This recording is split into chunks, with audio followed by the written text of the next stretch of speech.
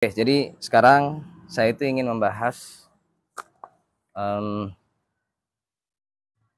topik tentang program studi pendidikan, ya, atau prodi pendidikan, teman-teman.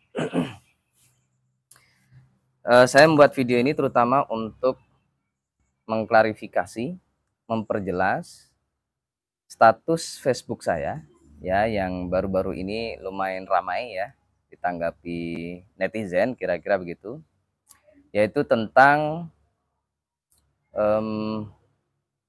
saran saya kepada adik-adik siswa, ya, adik-adik SMA yang sekarang mungkin atau kemarin sudah selesai ya, untuk mendaftar kuliah S1 di kampus-kampus di Indonesia, atau mungkin ada juga yang keluar negeri ya. Ya, yaitu saran saya untuk tidak mengambil atau memilih program studi pendidikan.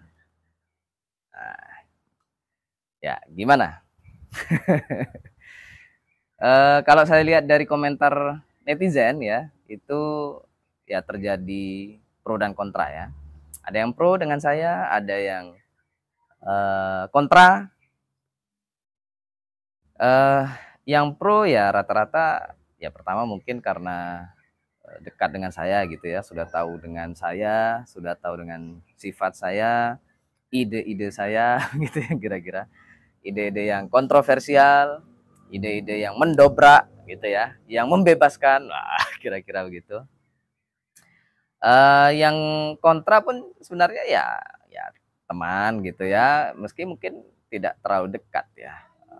Ya mantan mahasiswa saya juga, mantan murid saya gitu ya. Ya intinya pernyataan saya ya untuk tidak mengambil program studi ya, terutama S1 pendidikan itu menimbulkan pro dan kontra, ditanggapi lumayan antusias ya. Saya jarang-jarang buat status di Facebook ya. Tapi saya membuat status itu karena ya tergugah aja ya untuk membahas itu. Sebenarnya untuk mengucapkan ya, atau pernyataan saya bahwa sebaiknya jangan lagi mengambil ya program studi pendidikan itu udah cukup lama sebenarnya. Saya sering, bahkan secara pribadi saya, kalau seandainya anak saya nanti kuliah gitu ya, saya tidak menyarankan mereka untuk mengambil program studi pendidikan. Kenapa saya tidak menyarankan adik-adik SMA ya yang sedang transisi untuk masuk perguruan tinggi untuk mengambil program studi pendidikan? Kenapa? Nah, itu yang harus dicari ya, dipertanyakan gitu. Kenapa ada seorang pendidik gitu ya, alumni program studi pendidikan, malah tidak menyarankan adik-adik yang mau masuk kuliah ini untuk mengambil program studi pendidikan? Kan itu pertanyaan yang paling penting sebenarnya. Kenapa? Nah, gitu teman-teman ya. Sebenarnya pernyataan saya itu sudah melalui berbagai macam perenungan ya, proses dan pertimbangan. Tapi dalam hidup saya memang selalu merenung ya teman-teman ya. Jadi kalau mau dibilang proses perenungan yang panjang ya setiap waktu saya merenung gitu ya. Ya mungkin terutama karena terpengaruh oleh nama ya. Nama saya sudah menunjukkan seseorang yang berpikir, ya gak? Ya, kan sering itu, tidak habis fikri ya. Gitu. Nah, jadi itulah hidup saya selalu penuh dengan perenungan, penuh dengan berpikir dan seterusnya. Jadi ketika saya membuat sebuah pernyataan, sebuah kalau mau disebut ya kesimpulan, ya memang sudah melalui proses perenungan yang panjang ya. Ya, meskipun ya yang dimaksud panjang itu ya setiap waktu ya, karena saya selalu merenung, saya selalu berpikir. Jadi Nah, kembali lagi ke pertanyaan tadi, kenapa kok saya tidak menyarankan, untuk masuk ke program studi pendidikan? Dan sebenarnya mungkin ini sudah banyak dibahas mungkin ya, saya nggak tahu di video YouTube yang lain, di podcast dan seterusnya ya, atau diperbincangkan informal Anda di mana-mana gitu ya. Terutama yang membahas ini adalah para alumninya, para alumni program studi pendidikan ya, S1, S2, bahkan mungkin S3 ya. Yaitu begini teman-teman, ya, ini terutama dari perspektif atau dari sudut pandang alumni program studi pendidikan, yaitu saya sendiri ya.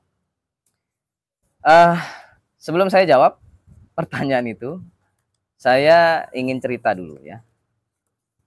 Jadi saya ini merupakan alumni program studi pendidikan.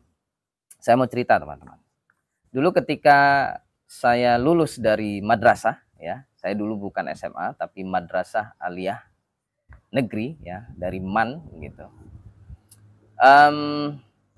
Dan mungkin berawal dari saya ketika SMA itu ya, atau ketika aliyah itu, saya mengambil spesifikasi atau jurusan ya, mungkin sekarang juga masih ada untuk kelas 3 SMA ataupun kelas 12, itu penjurusan ya, atau spesialisasi atau peminatan.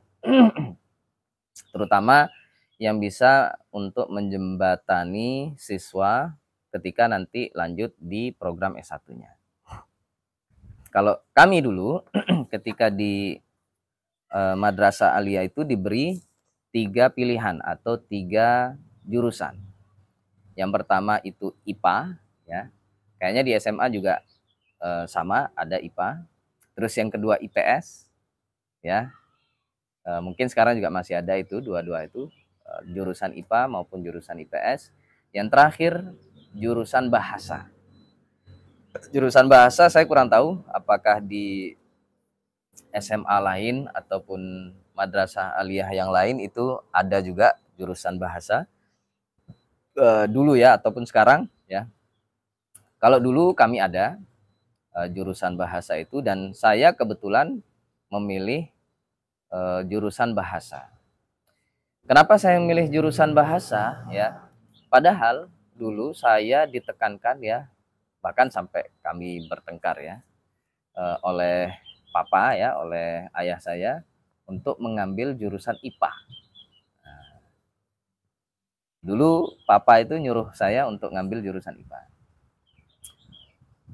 Tapi kenapa saya memilih jurusan bahasa? Nah, itu mungkin juga pertanyaannya ya. Ya sampai sempat bertengkar gitu ya lewat telepon gitu. Kenapa kamu ngambil bahasa? Padahal saya udah nyuruh kamu, aku udah nyuruh kamu untuk papa udah nyuruh kamu untuk ambil IPA. Kalau kamu ambil jurusan bahasa, mau jadi apa kamu nanti? Gitu kira-kira ya. Ya, secara umum apa yang disampaikan papa saya itu sama dengan orang tua yang lain mungkin kayaknya ya.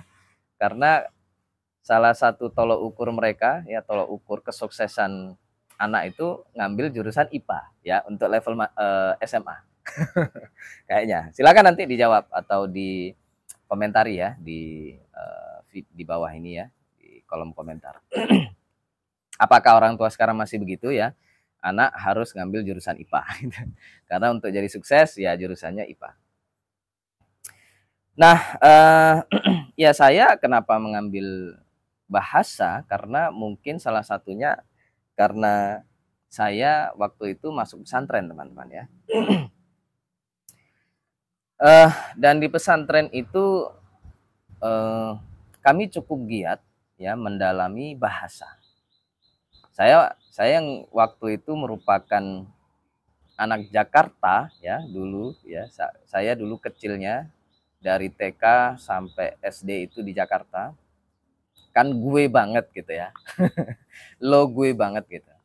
Nah, maka ketika saya pindah ke Jawa Timur yang bahasa pengantarnya bahasa Jawa banget gitu. Nah, itu perlu penyesuaian. Nah, kira-kira begitu. Nah, ketika masuk pesantren, di situ ya yang rata-rata orang Jawa dan bahasa komunikasi setiap harinya itu bahasa Jawa. Jadi saya ya secara tidak langsung terpapar oleh bahasa Jawa ya. Dan otomatis saya harus mempelajari itu dan membiasakan diri. Itu pertama. Terus yang kedua, saya dulu sebelum masuk pesantren ataupun madrasah aliyah itu saya belum terlalu mempelajari bahasa Arab. Nah, ketika saya masuk pesantren, saya harus belajar bahasa Arab, menulis bahasa Arab, memahami bahasa Arab, gitu kira-kira ya. Nah, ketika saya yang nol kemampuan dalam bahasa Arab itu, saya menekuni ya, saya belajar dengan tekun biar paham bahasa Arab. Dari situ ya, akhirnya saya ketika SMP, meskipun bidang saya di terutama matematika ya, lumayan lah, nggak terlalu bagus, tapi pernah ikut olimpiade matematika, kira-kira begitu ya. Seharusnya ya ketika ketika aliyah saya mengambil jurusan IPA ya. Tapi kenapa ke bahasa? Nah, jadi antaranya karena itu tadi teman-teman ya. Saya di pesantren fokus belajar bahasa. Nah, akhirnya ilmu-ilmu eksak ya, IPA ataupun matematika itu sedikit demi sedikit mungkin menurun ya di diri saya. Dan minat pun juga menurun ya. Jadi akhirnya ketika penjurusan itu saya memilih ke bahasa. Oke, itu diantara latar belakang teman-teman ya. Terus akhirnya ketika saya lanjut kuliah S1, saya pun ketika ditanya orang tua, ya saya pinginnya yang bahasa gitu ya. Nah, dari antara semua pilihan jurusan ataupun prodi yang ada, saya kok tertarik untuk masuk ke program studi pendidikan bahasa Inggris. Nah, gitu teman-teman. Nah, kenapa saya memilih program studi pendidikan bahasa Inggris? Karena bukan pendidikannya, gitu ya. Nah, ini saya akan kembali lagi kepada kenapa saya tidak menyarankan masuk ke pendidikan. Ya, jadi yang saya lihat itu bukan pendidikannya, tapi apa? Ya, karena minat saya di bahasa, teman-teman ya. Maka saya melihat ini bahasa Inggris ya, gitu. Saat itu mungkin saya belum terlalu ini ya, melihat sebenarnya prodi itu kan kalau ingin bahasa ada itu ya, program studi bahasa Inggris kan ada ya, di beberapa kampus umum terutama. Tapi entah kenapa mungkin saat itu karena saya lulusan pesantren, madrasah aliyah, bahkan saya kebetulan ya, mohon maaf saya tidak sombong ya, gimana ya, ini kalau dalam bahasa Islam ataupun Arabnya gitu ya, itu tahadus bin nikmah gitu kira-kira teman-teman ya. Jadi cerita sesuatu yang nikmat gitu, maksudnya ya biar Anda mungkin bisa mengikuti jejak saya, kira-kira begitu. Jadi saya merupakan juara 1 gitu kira-kira di jurusan bahasa itu. Kebetulan cuma 1 kelas ya, beda dengan IPA maupun IPS, itu masing-masing kalau nggak salah ada 2 kelas. Bahasa mungkin karena peminatnya cuma sedikit, jadi cuma 1 kelas waktu itu. Nah, jadi karena ada bahasa Inggris dan karena saya alumni pesantren, pilihannya ya ke kampus Islam gitu kira-kira ya. Ketika saya melihat-lihat prodi di kampus Islam ya, IAIN kebetulan, Institut Agama Islam Negeri ya. Saya tidak akan menyebutkan itunya namanya, silakan Anda cari sendiri. Jadi dan karena kebetulan sudah ada teman ya yang sudah kuliah di situ, jadi saya kok pengen ada nggak sih program studi bahasa gitu yang di IAIN ini, dan ternyata ada. Ya. Setidaknya ada 2 program studi bahasa di situ ya. Yang pertama pendidikan bahasa Arab, yang kedua pendidikan bahasa Inggris. Nah, waktu itu saya mendaftarnya melalui jalur istilahnya waktu itu PMDK, teman-teman ya. PMDK itu saya lupa kepanjangannya. Cuma itu jalur khusus ya, semacam jalur undangan gitu ya. Jadi kita mendaftar saja dengan rapor gitu ya, dan nanti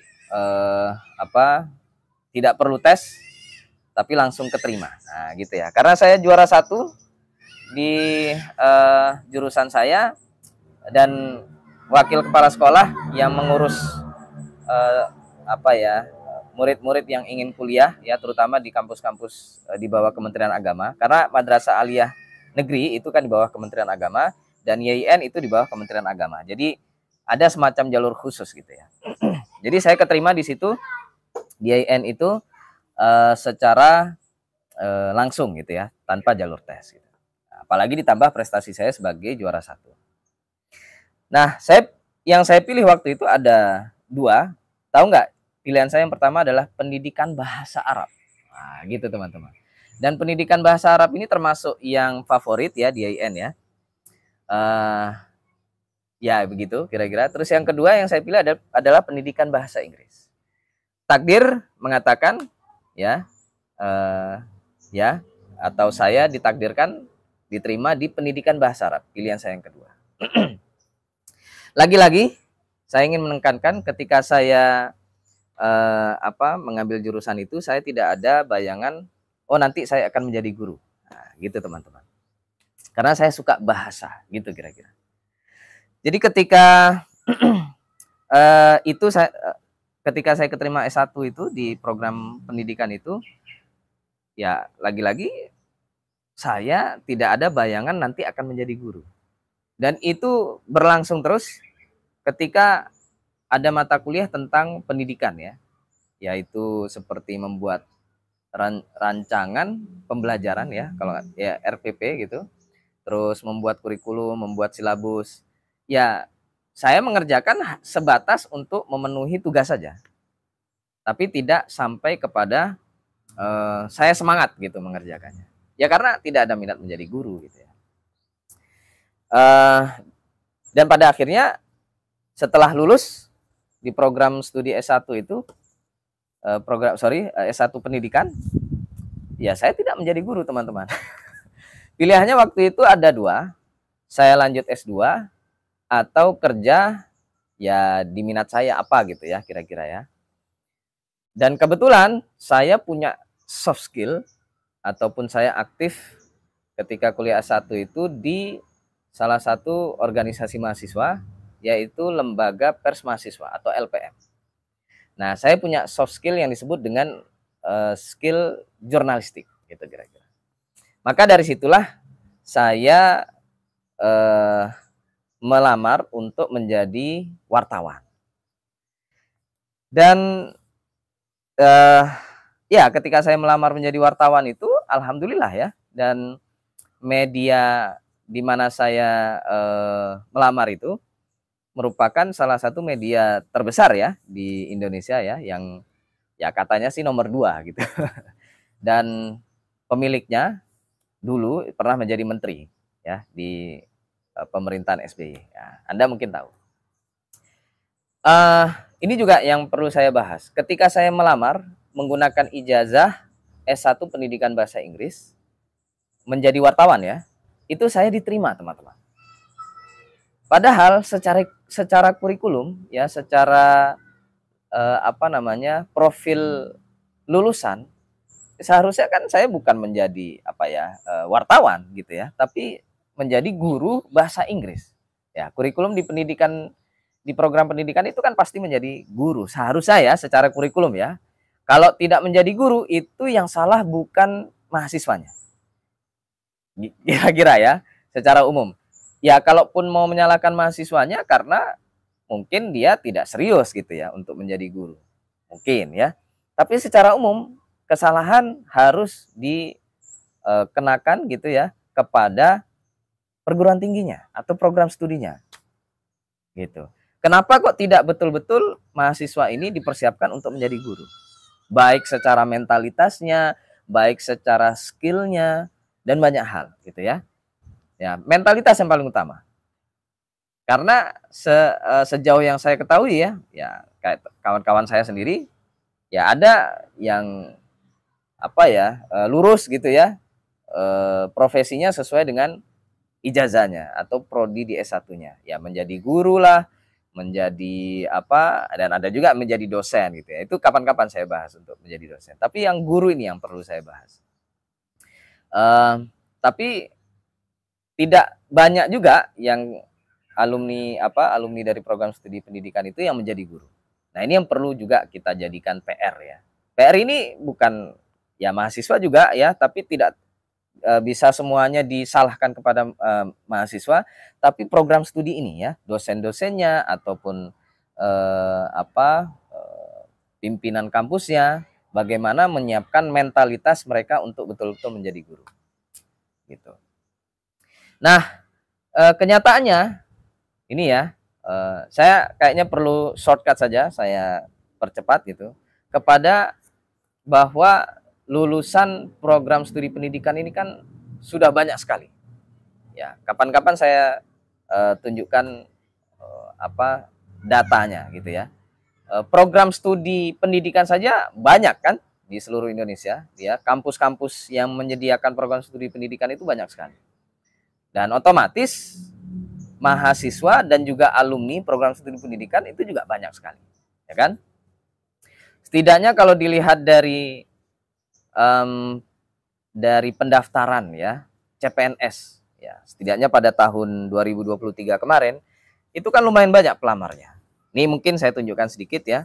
Pelamar secara umum ya CPNS ataupun CASN itu ada 2.409.882.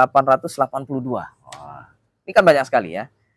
Memang itu kategori atau formasinya masih campur-campur ya. Kalau saya perjelas lagi, kalau yang melamar menjadi guru ya, ini salah satu skemanya sekarang sudah berubah menjadi P3K ya, bukan lagi PNS. Saya nggak tahu apakah ini selanjutnya akan selalu P3K ya, yang artinya kalau nggak salah guru kontrak gitu ya, tapi kontraknya langsung dengan pemerintah. Nah, pada tahun 2023 kemarin itu pelamarnya lumayan banyak ya. Yang submit itu 439 ribuan. Terus yang memenuhi syarat itu 344 ribu. Ya. Jadi lumayan banyak ya. Dari angka segitu saja udah lumayan banyak. Sementara formasi yang disediakan ya untuk tenaga guru dari pusat itu 12.000, dari dari daerah itu 5.580 ribuan. Ya, jadi kira-kira 600-an ribu ya, 600-an ribu formasi. Ini kalau mau perbandingkan mungkin agak susah secara global ya atau secara umum.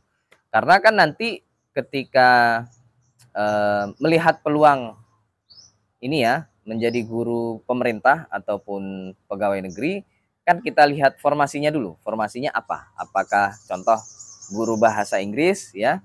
Nanti formasi guru bahasa Inggris ada berapa? Belum lagi kita membahas tentang ketersediaan formasi guru tertentu ya. Kan ada itu ya, beberapa untuk pendidikan tertentu itu formasinya tidak dibuka. Nah, ini juga menjadi soal tersendiri ya. Jadi kalau memang melihat dari rasionya, ini kan yang mendaftar ataupun yang memenuhi syarat secara administrasi ada 340-an gitu ya. Dibandingkan dengan ketersediaan formasi itu ada 600.000. Mungkin formasinya masih lebih banyak ya secara umumnya. Tapi kalau untuk spesifik per formasi atau per bidang kualifikasi itu tentunya berbeda nanti ya.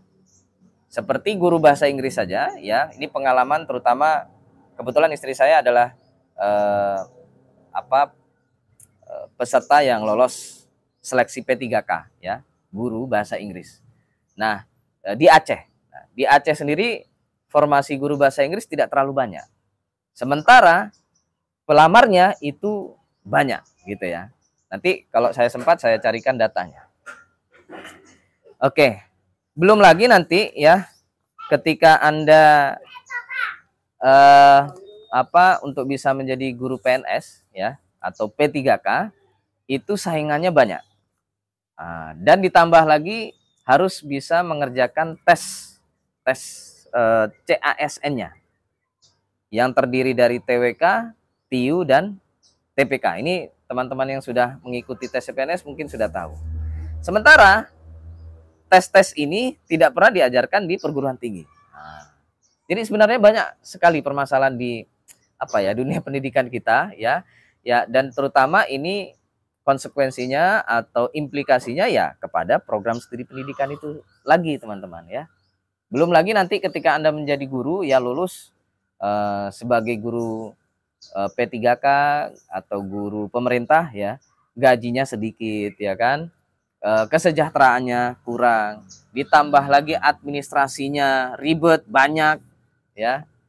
Jadi pusing sebenarnya menjadi guru di Indonesia itu.